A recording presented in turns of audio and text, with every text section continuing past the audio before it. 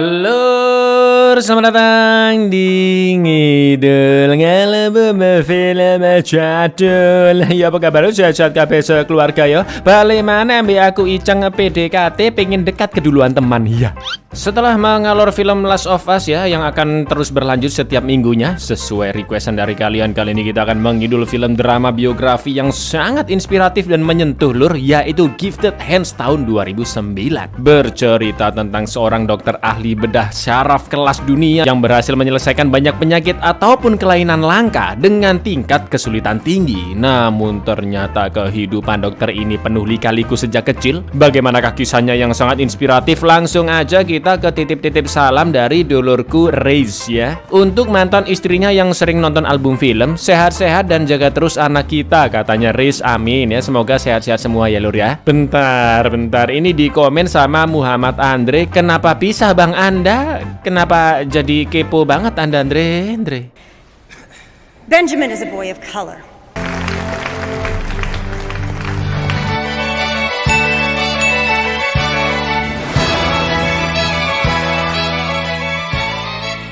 Pada tahun 1987 di sebuah rumah sakit di Jerman Barat, dengan berat hati dokter memberi kabar ke sepasang suami istri Augusta dan Peter jika anak kembar di dalam kandungan Augusta adalah kembar siam yang menempel di kepala. Mereka pun sangat terpukul mengetahui kabar tersebut dan hanya bisa pasrah.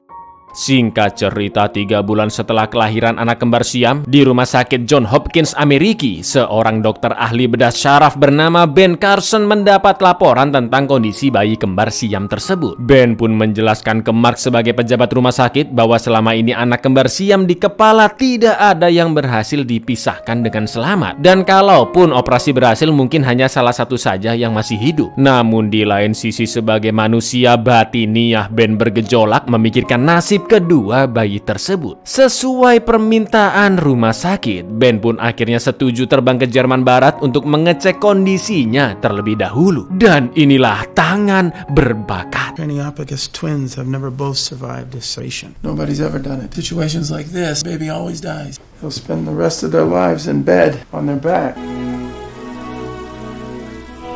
Sesampainya di rumah sakit Jerman Barat, Ben pun bertemu dengan Peter dan Augusta, juga kedua anaknya yaitu Johan dan Stefan, dengan kondisi kepala menempel yang membuat hatinya teriris. Augusta mengatakan jika saat dia tahu kondisi bayi di kandungannya, terbersit pikiran untuk bundir. Namun Augusta teringat jika perbuatan bodoh itu juga akan membunuh kedua bayinya yang tidak berdosa. Mereka pun memohon kepada Ben agar kedua anaknya bisa diselamatkan. Ben pun menjelaskan meskipun John dan Stefan memiliki organnya masing-masing, tapi yang jadi masalah adalah sebagian otak mereka menyatu, seperti misalnya di bagian yang terhubung dengan penglihatan, dan untuk mengetahui kondisi pastinya harus diobservasi lebih lanjut. Ben juga memberitahu bahwa operasi akan menyebabkan pendarahan hebat yang menjadi alasan kenapa pemisahan tulang tengkorak tidak pernah berhasil selama ini. Apalagi darah bayi tidak sebanyak darah orang dewasa. Maka dari itu dengan terpaksa Ben tidak bisa melakukan operasi karena memiliki banyak resiko. Miris banget kondisinya adik Johan sama Stefan ini lur. Don't ask us to choose.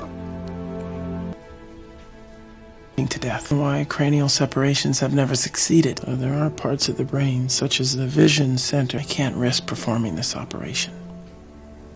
Sepulangnya ke rumah, Ben yang melihat dua anaknya kembali memikirkan bayi kembar siam tadi dan akhirnya berani memutuskan untuk melakukan operasinya. Ben meminta waktu ke Mark selama 4 bulan lamanya karena dia masih belum benar-benar menemukan cara terbaik untuk operasi nanti. Hari demi hari pun dilalui Ben dengan terus membaca banyak referensi dan dia pun teringat kehidupan semasa kecilnya. Film pun flashback ke tahun 1961 di mana Ben kecil yang sedang sekolah dibully teman-teman sekelasnya karena tidak bisa mengerjakan satu pun soal. All right, how many did you get right? He got none. Saat istirahat, Ben masih terus dibully, bahkan diejek karena menjadi anak terbodoh di dunia. Mendengar itu, Ben pun jelas tidak tinggal diam dan langsung menyikat anak yang membulinya tersebut. Alhasil Ben dan emaknya Sonya dipanggil Capsek karena Ben memukul temannya menggunakan kunci loker hingga mendapatkan 5 jahitan. Kurang 10 jahitan kalau berdulur. Pak Capsek juga memberitahu nilai rapot Ben yang sangat-sangat buruk dan Sonya diminta lebih mendisiplinkan anaknya. Saat OTW pulang, Ben pun menyalahkan dirinya sendiri yang sangat bodoh. Tapi sebagai ibunya, Sonya mengatakan bahwa Ben adalah anak yang sangat pintar, hanya saja dia belum menggunakan kepandaiannya. You a smart boy, you just ain't using that smartness. Ben juga memiliki seorang kakak bernama Curtis dan saat di rumah Sonya baru mengetahui bahwa ternyata Ben matanya minus lur. Pantas aja pelajaran-pelajaran di sekolah nggak bisa dimengerti secara maksimal ya kan. Setelah dibelikan kacamata, Ben lebih mudah mengerti pelajaran dan nilainya pun meningkat dari F menjadi lumayan jadi D. Setelah itu Ben yang datang ke gereja dan mendapatkan ceramah tentang cerita seorang dokter pun imajinasinya muncul dan karena dongeng tersebutlah dia bercita-cita menjadi dokter. Mendengar mimpi anaknya, Sonya mengatakan jika Ben dan Curtis bisa menjadi apapun yang mereka mau asalkan ada ikhtiar yang sungguh-sungguh. Namun di lain sisi ternyata Sonya memiliki unek-unek yang selama ini dia pendam sendiri dan akhirnya pergi ke rumah sakit khusus psikiatrik untuk mengutarakan apa yang dirasakan selama ini. Usut punya usut, Sonya menikah terlalu dini saat umur 13 tahun dan 5 tahun yang lalu dia mengetahui jika suaminya memiliki istri dan anak lain yang membuat hidupnya hancur seketika. Sonya pun memutuskan untuk bercerai karena ternyata suaminya juga terlibat dengan narkoboy. Saat ini Sonya bertahan hidup sendirian dengan bekerja sebagai ART dan babysitter. Dia mulai menangis karena tidak mengenyam pendidikan cukup, bahkan tidak bisa membaca yang selama ini selalu dirahasiakan ke anak-anaknya. Sonya khawatir kebodohannya nular ke Ben maupun Curtis dan semakin lama perasaan dan pikiran yang campur aduk itu membuatnya ingin bundir. Mendengar itu, psikolog pun langsung menawarkan pemeriksaan intens tanpa biaya agar mental Sonya bisa kembali normal. He had another wife and kid. I found out he was dealing drugs, so me moved to Boston. I even think about killing myself. I'm so dumb. I can't even read. Don't think about the money. Sonya pun setuju untuk mendapatkan perawatan, lalu pamit meninggalkan kedua anaknya dengan alasan ketemu saudara jauh untuk beberapa waktu dan mereka berdua akan dirawat oleh Mbah Suster Scott. Singkat cerita, Sonya mulai menginap di rumah sakit untuk dirawat, sedangkan Ben dan Curtis lanjut belajar matematika sesuai permintaan ibunya. Lambat laun nilai Ben terus meningkat, bahkan di ulangan selanjutnya dia hanya salah satu soal. Setelah beberapa hari lamanya, Sonya pun akhirnya pulang dan sangat bangga melihat nilai-nilai Ben. Setelah itu Sonya pun mendatangi rumah mewah milik profesor bernama Burkett dan mulai bekerja sebagai ART baru di sana. Terlihat Burkett yang memiliki perpustakaan mini saking hobinya membaca dan Sonya pun punya ide untuk lebih mengembangkan pengetahuan kedua anaknya, yaitu dengan meminta mereka meminjam 2 buku dari perpus setiap minggunya lalu membuat ringkasan isinya yang diserahkan ke Sonya tiap akhir minggu. Dari yang awalnya hobi nonton TV berjam-jam, mereka pun mau nggak mau menuruti permintaan ibunya. Setelah pinjam buku, mereka mulai membaca bahkan sebelum tidur dan dari yang awalnya terpaksa menjadi terbiasa. Tanpa disadari, kecerdasan dan pengetahuan mereka pun berkembang pesat dan guru-guru di sekolah juga sangat mengapresiasi. Agriculture. A-G-R-I-R-E. Excellent. Okay, class. Does anybody know what this is? It's obsidian. Obsidian, that's right. The elements collapse since the water is cold. That makes obsidian. Di lain sisi, Sonya juga mulai belajar membaca dari Pak Burkett dan tanpa terasa 4 tahun pun telah berlalu. Ben yang telah menginjak bangku SMA sampai mendapatkan prestasi akademik tertinggi di sekolahnya. Wow. Namun di acara penghargaan itu salah satu gurunya yang rasis tiba-tiba memberi nasihat ke seluruh murid yang sangat menyinggung perasaan Ben juga ibunya Sonya. Di mana Bu Guru mengatakan bahwa harusnya seluruh murid malu karena dikalahkan oleh anak dengan kulit berwarna. Maksudnya di sini rasis kulit hitam lur. Dan juga mengungkit Ben yang tidak memiliki ayah dan lahir di keluarga yang tidak beruntung. You should be ashamed. What's wrong with you, kid? You're not trying hard enough. Benjamin is a boy of color. Seperti biasa, Ben dan Curtis sejak kecil sampai sekarang sangat hobi menonton acara semacam Who Wants to be a Millionaire, yang mana peserta ditanya berbagai macam pengetahuan di dunia. Selain itu, Ben juga memiliki ketertarikan lain, yaitu dengan melihat-lihat banyak lukisan ternama. Sebagai ibu yang sangat peduli dengan perkembangan anaknya, Sonya yang sudah menabung cukup banyak uang akhirnya membeli kembali rumah yang dulu dia sewakan. Dan kedua anaknya akan dipindah ke sekolah bonafit yang bisa lebih menghargai siapapun tanpa memandang ras. Akan tetapi sama aja lur, di sekolah baru Ben lagi-lagi dibully karena memakai baju yang lusuh. Gave him the new blood over there. Kali ini Ben yang ABG termakan bulian temannya. Dia minta dibelikan baju baru untuk sekolah, tapi ibunya menolak karena nggak punya uang, yang membuat Ben jengkel-jengkel sendiri. Need clothes for school. You got clothes for school. Old clothes. Benny, don't you walk away when I'm talking to you! Karena Ben terus diejek masalah baju, dia pun tidak tinggal diam dan mengejek balik dengan perkataan yang jauh lebih pedas, yang mana akhirnya mereka malah berteman karena si pembuli Joe dan Carl salut dengan Ben yang berani melawan. Namun Ben yang ingin gaul dan berteman dengan mereka pun makin lama makin temperamen lur. Joe mengajaknya menemui preman-preman kota untuk membeli pisau lipat dari uang jajannya Ben, hanya demi memperkeren diri. Dia juga sering pulang malam, membuang celana baru pemberian Sonya, bahkan sampai berkata-kata kasar dan hampir memukul ibunya sendiri dengan palu dong, yang untungnya dicegah oleh kakaknya Curtis. Oh, bocah gendeng. I win. Not as long as you keep going hard and acting stupid. That's your problem. Look, throw them away. I'm not gonna wear them. That's too bad. You can take them back if you want. What are you doing? Tidak sampai di sana lur, Ben yang suka membawa radio tua ke sekolah diejek oleh Joe. Mereka pun berdebat dan karena tidak terima dengan perlakuan Joe, tiba-tiba dengan nekatnya Ben pun menusuk perut Joe, yang untungnya dia tidak terluka karena pisau mengenai besi gesper. Get off!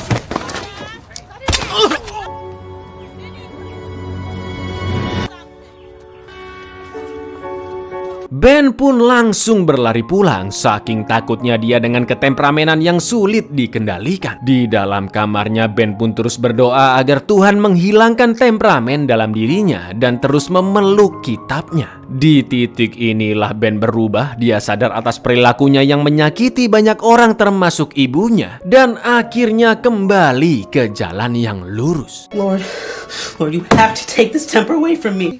This is all the world to me. 4 tahun pun telah berlalu, tepatnya di tahun 1969. Ben akhirnya sudah menjadi mahasiswa kedokteran di Universitas Yale. Dia mendapatkan banyak ilmu seputar kedokteran dan sangat tertarik dengan ilmu bedah syaraf yang tidak hanya membutuhkan dedikasi dan kepintaran, tapi juga talenta koordinasi antara tangan dan mata lur. Tidak lupa Ben selalu menelpon ibunya, dan di sana dia juga memiliki cememeu bernama Candy, seorang mahasiswi yang hobi bermain biola. Meskipun Ben mendapatkan beasiswa, tapi dia lagi-lagi merasa bodoh karena mendapatkan nilai-nilai jelek, khususnya di bidang kimia. Apalagi banyak teman-teman seangkatannya yang sudah lulus duluan. Candy pun memotivasi Ben agar jauh lebih giat membaca dan bisa lulus di ujian nanti. Hari demi hari dilalui Ben dengan terus belajar sampai ngantuk-ngantuk, dan saat ujian kimia berlangsung pun Ben mampu mengerjakannya dengan lancar dan mendapatkan nilai tertinggi, yaitu A. Everyone,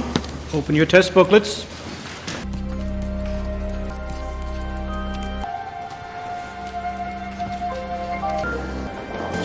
I got an A.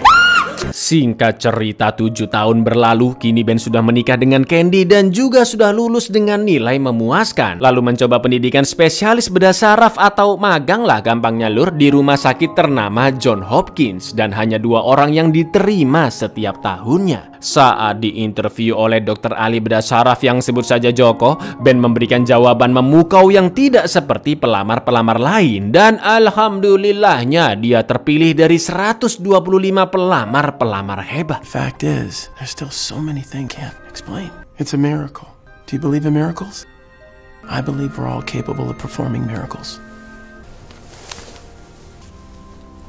Betapa bahagianya Ben memulai hari pertama magang di rumah sakit impiannya. Hari itu Ben dan anak-anak magang lainnya bertemu dengan pasien dengan penyakit langka yang memiliki tumor di bagian otaknya. Ben yang ingin menyampaikan pendapat berbeda pun langsung dipotong oleh dokter spesialis di sana yang merasa dirinya paling benar. Sikap Ben juga tidak seperti dokter kebanyakan yang kaku. Dia selalu menyapa dan mengucapkan selamat pagi, bahkan memberikan bunga untuk suster di sana agar semangat bekerja. Sampai suatu hari datanglah pasien dengan pendarahan hebat karena terkena pukulan tongkat baseball. Yang jadi masalah hari itu semua dokter ahli bedah sedang pergi ke konferensi dan Ben tidak bisa melakukan operasi karena butuh izin juga harus diawasi oleh dokter jaga. Mau nggak mau Ben yang belum percaya diri pun harus menangani operasi karena pasien tersebut bisa meninggal jika tidak segera ditangani. Sebelum memulai operasi tidak lupa Ben berdoa dan mulai menjalani tindakan dengan sangat-sangat tenang. Thine will be done, Lord. Amen. Cottonoids, please. Foley.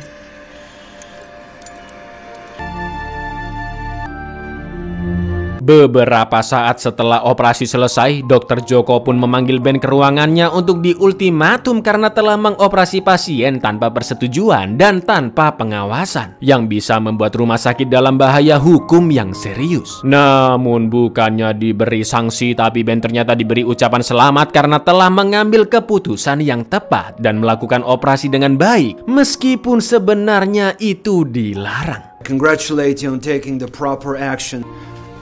9 tahun kemudian, pada tahun 1985, Ben telah memiliki 2 orang putra dan menjadi dokter spesialis bedah saraf, bahkan berstatus sebagai kepala bedah saraf di sana. Hari itu rumah sakit kedatangan pasien bocil 4 tahun bernama Cynthia yang mengalami kejang-kejang puluhan bahkan ratusan kali setiap harinya. Ternyata Cynthia didiagnosa memiliki penyakit sangat langka, yaitu Rasmussen atau penyakit inflamasi kronis di satu belahan otak yang bisa menyebabkan kelumpuhan, radang otak, juga kehilangan daya motorik dan bicara. Saat Ben menjenguk ibunya, Maria pun mengatakan jika Cynthia selalu hidup dalam kondisi kejang dan sudah memakan 35 macam obat berbeda dalam setahun, lur, tapi masih tidak kunjung membaik. Setelah dianalisis, Ben pun menjelaskan ke orang tua Cynthia bahwa penyebab kejang di bagian otak harus disingkirkan, atau dengan kata lain seluruh bagian otak kiri harus dikeluarkan. Yang mana meskipun otak kirinya diambil, ajaibnya sel-sel otak anak kecil bisa pulih dengan sendirinya. Namun tetap saja operasi ini akan sangat beresiko. Meskipun Cynthia bisa selamat, tapi dia bisa saja kehilangan kemampuan berbicara. Dr. Ben juga mengatakan dengan jujur bahwa dia belum pernah melakukan operasi seperti ini sebelumnya.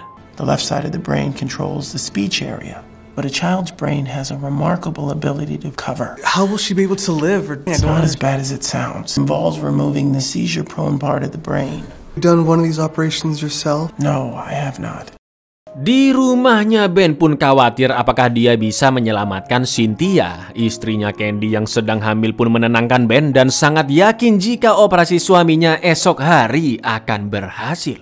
Keesokan harinya seperti biasa, Ben selalu berdoa terlebih dahulu, menyetel lagu-lagu klasik agar situasi lebih tenang dan mulai melakukan operasinya. Scalpel. Please change to a foot plate and field 3. We need to reduce the swelling. Cynthia, can you hear me? We're all done. See those pretty eyes. Yang awalnya waktu operasi diperkirakan 5 jam saja, ternyata kondisinya cukup rumit dan berbahaya sampai memakan waktu hampir 12 jam. Setelah operasi selesai, Cynthia masih belum terbangun dan itu membuat Ben cukup khawatir. Tak lama setelah Cynthia dimasukkan ke ruang rawat inap, kedua orang tuanya pun datang dan Ben menjelaskan jika operasi berjalan lancar meskipun Cynthia harus kehilangan 9 liter darah. Baru aja Ben ngomong, "Pak, Bu, ini kita masih butuh waktu untuk mengetahui apakah Cynthia bisa gerak atau bicara ya, Pak, Bu, ya." Tiba-tiba Cynthia sudah tersadar dan memanggil ayah ibunya, yang mana itu membuat Maria juga suaminya sangat bahagia. Mommy, Daddy, Keberhasilan operasi Dr. Ben pun sampai diliput media karena pasien sehat walafiat tanpa mengalami dampak buruk sedikit pun dan sudah tidak kejang-kejang lagi. Namun saat malam harinya tiba-tiba Candy merasa sakit perut yang langsung dibawa Ben ke rumah sakit untuk melahirkan. Ben pun sangat khawatir dengan kondisi kandungan Candy karena dia mengalami pendarahan yang cukup hebat. Mirisnya setelah beberapa jam menunggu, dokter pun mendatangi Ben dan meminta maaf karena bayinya tidak bisa diselamatkan. It's best you wait out here, Dr. Carson. How do you feel? Sorry to say we lost the babies. I'm so sorry. Betapa terpukulnya Ben karena harus kehilangan anak ketiganya. Setelah itu Sonya pun datang ke rumah sakit dan langsung memeluk Ben juga menenangkannya. Sampai akhirnya Candy pun siuman dan dia langsung meminta Ben berangkat kerja karena ada banyak pasien yang lebih membutuhkannya. Setelah memeriksa kondisi beberapa pasien yang hampir semuanya adalah anak-anak, Ben dan pihak rumah sakit membawa Cynthia di hadapan media untuk menunjukkan kondisi terkininya. Lalu sepulangnya ke rumah, Ben yang melihat bekas darah di spray kamarnya pun kembali teringat dengan anak ketiganya yang telah meninggal.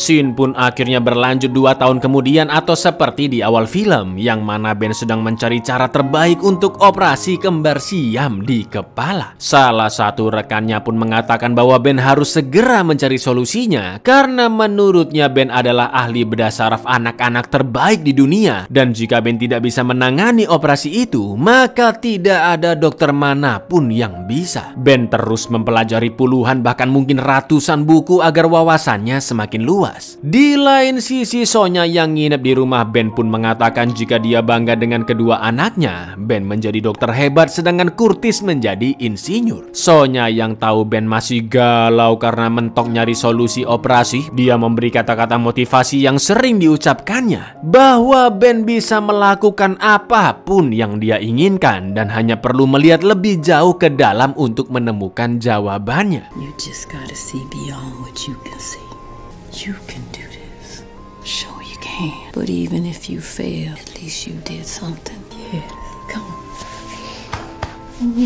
Sampai akhirnya saat refreshing main biliar, Ben tiba-tiba mendapatkan ide untuk menjalankan operasinya. Pertama-tama Ben ingin setiap alat disediakan 2 biji. Jadi kayak monitor anestesi 2 mesin, jantung 2 mesin, dan lain-lain gitu lur. Lalu meminta tim di bidang masing-masing yang total semua orangnya adalah 50. Dimana setiap tim harus berlatih prosedurnya masing-masing, langkah demi langkah, dan harus memiliki beberapa skenario jika terjadi hal di luar perkiraan.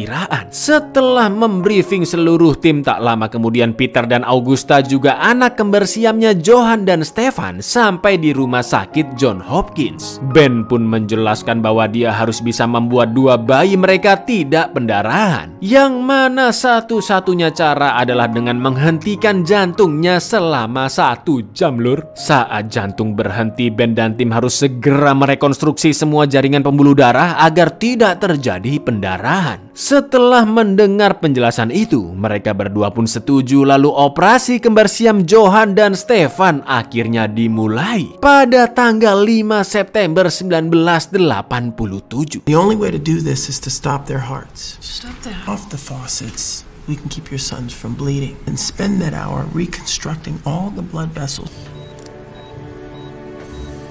Operasi yang sangat beresiko tinggi dan tidak pernah ada yang berhasil sebelumnya pun dijalankan. Setelah melewati proses rumit selama 17 jam, jantung pun akhirnya dihentikan dan proses pemisahan juga rekonstruksi pembuluhan darah dimulai. Di 1 jam penentu ini, Ben dan tim harus bekerja sangat cepat, tepat, dan berhati-hati. I'm going to start separation now. Oh, Lord, it's like a lake of blood. If we don't stop the heart, they'll bleed out. Start pulling the blood. 3, 2, 1, separate slowly. Waktu tersisa setengah jam lagi untuk merekonstruksi pembuluh darah. Namun ternyata eksekusi tidak semudah perkiraan Ben. Dia kesulitan dengan pembuluh darah yang sangat kecil dan waktu pun tersisa 1,5 menit lagi. Di saat itulah Ben teringat perjalanan hidupnya sejak kecil, juga perkataan ibunya yang selalu memotivasi dan menguatkannya. Alhamdulillahnya tepat di detik-detik terakhir, Ben berhasil menyelesaikan rekonstruksi dan jantung bayi pun kembali dihidupkan. Jantung Johan dan Stefan kembali berdenyut dan sekarang giliran tim bedah plastik yang bekerja. Setelah 22 jam lamanya keseluruhan operasi akhirnya selesai, Ben pun mendatangi Peter dan Augusta lalu mengatakan, anak manakah yang ingin mereka lihat terlebih dahulu. Betapa bahagia dan harunya mereka mendengar perkataan Dr. Ben. Karena itu artinya bayi kembar mereka sudah terpisah dalam kondisi sehat. Which child would you like to see first? Oh, thank you. Thank you. All right.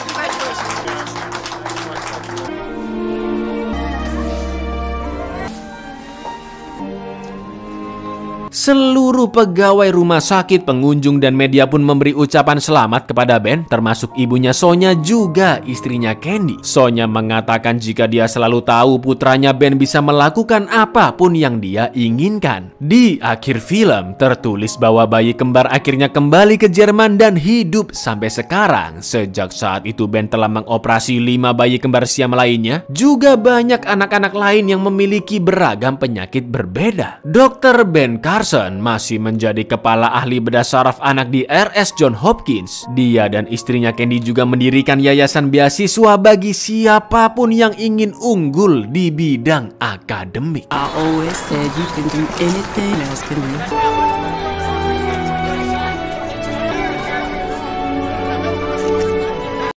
Buyar, gimana? Sudah cukup menggejolakkan hati Andakah para kaum rebahan?